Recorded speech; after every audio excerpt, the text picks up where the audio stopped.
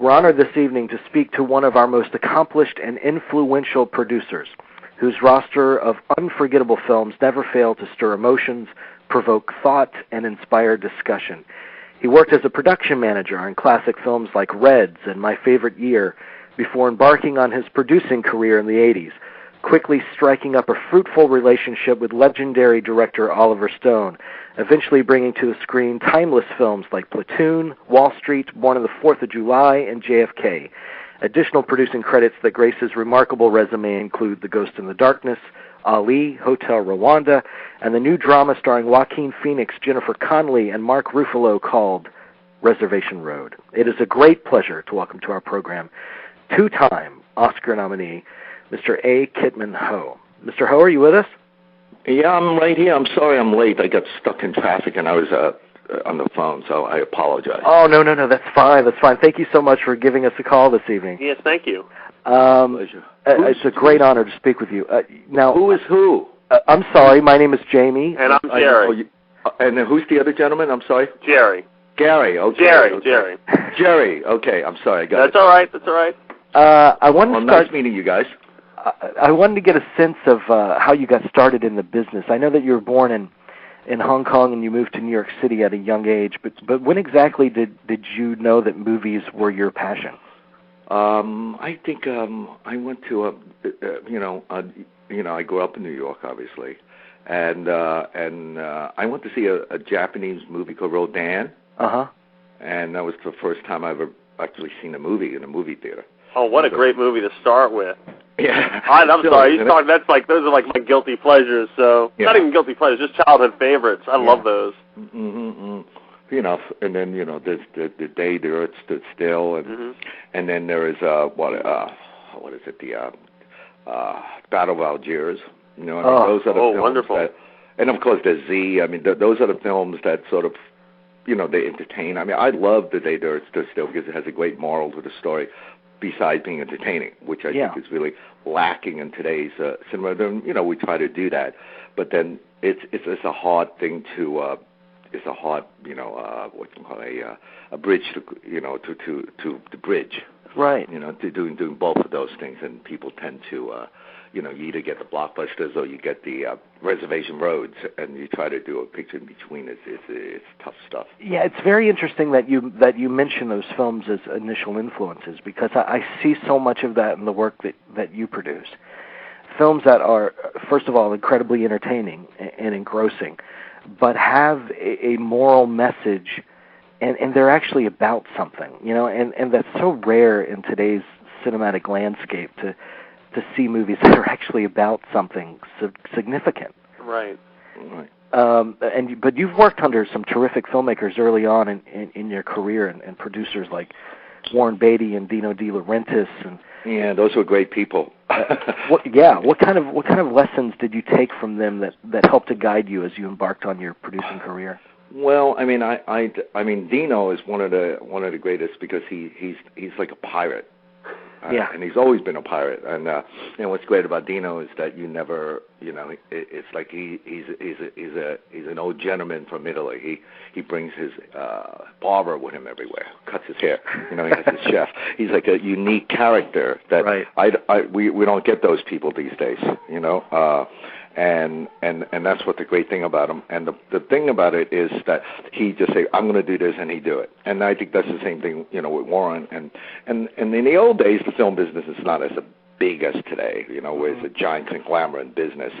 And so the being an independent, a true independent, is possible. I don't know if there's such thing as a true independent today. Yeah, because you really actually need those giant corporations to release your films, and to deal with all of that. And I mean, when we did Reds, Warren just actually said, he knows Charlie Bluehorn, and that's the reason he did it. He said I can do it, and he went and did it. So and I thought it was great, and it was a passion project for him. And I find that to be that's inspirational, and doing films like that, you actually then you go out and you see other films. You say, because for me, especially somebody who's been doing this for a while, it's 2 years of my life. You know, and my theory is that like it's either for the money or you're going to spend 2 years of life doing something that doesn't get you anything. Yeah, right. You mentioned how much the business has kind of changed. What has changed for you concerning the role of the producer? Has that changed at all since? Well, you know, I mean, I started as a PA, so you know, I mean, so being doing what I do is that I developed the project. I started from the beginning to end.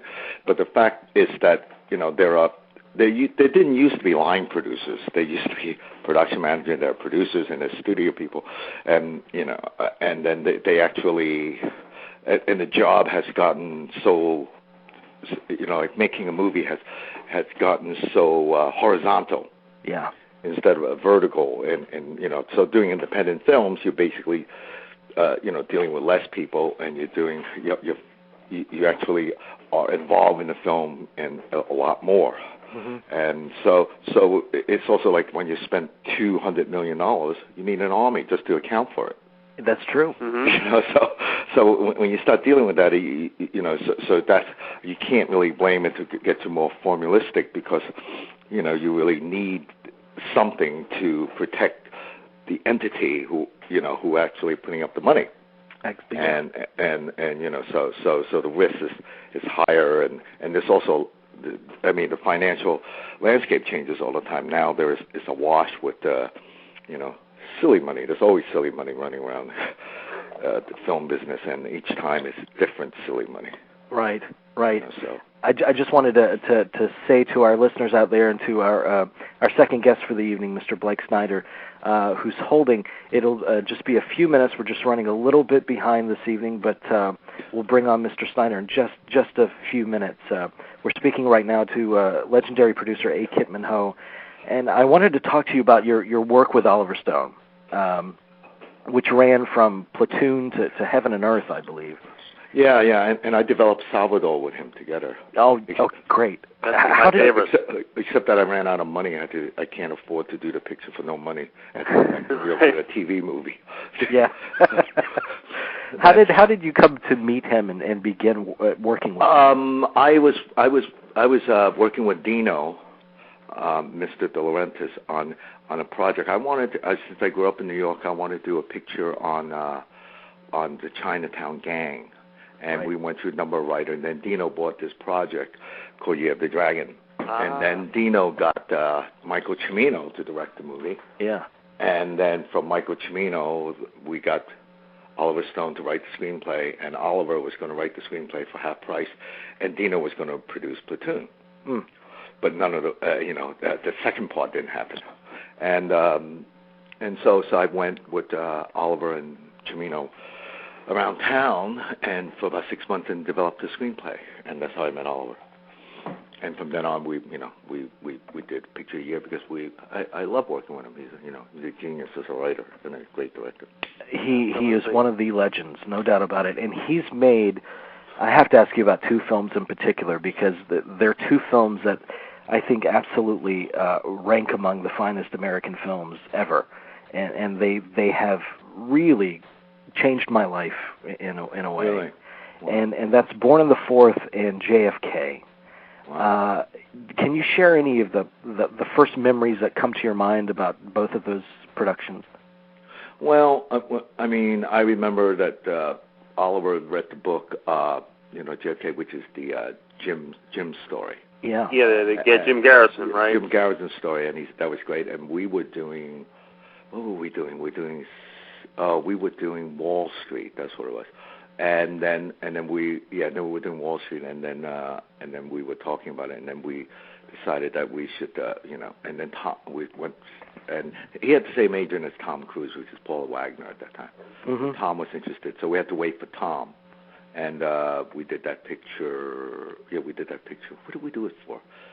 Born on the Fourth. I forgot who we did Born on the Fourth for. Universal. Oh, Universal, right. We did that. Universal, right. Oh, yeah, and then, but we had to wait for him, so that's why we did talk radio in Dallas, because we couldn't afford to shoot it in New York, so we shot it in Dallas. Mm-hmm. We did two pictures, we squeezed that in. And it was, the second part of, the Oliver's trilogy, because I Because I think that those were great pictures because it's really Oliver, and it's really something he needs to get out of his system. Yeah. And it's something that I think is very important. And well, and it seems, in terms of terms of both of these films, it seems like passion just seeps out of every frame. Like like you said, like he had to make these. And exactly. They're so incredibly personal to him. Yeah, it is, and that's what Platoon was too. Platoon was something that he really, was really part of his life, and he actually lived through that. And in talking to him about it. Yeah, but in terms of JFK, would you say that is the most challenging production that you've ever been involved in? No, that isn't the most challenging. That was the most.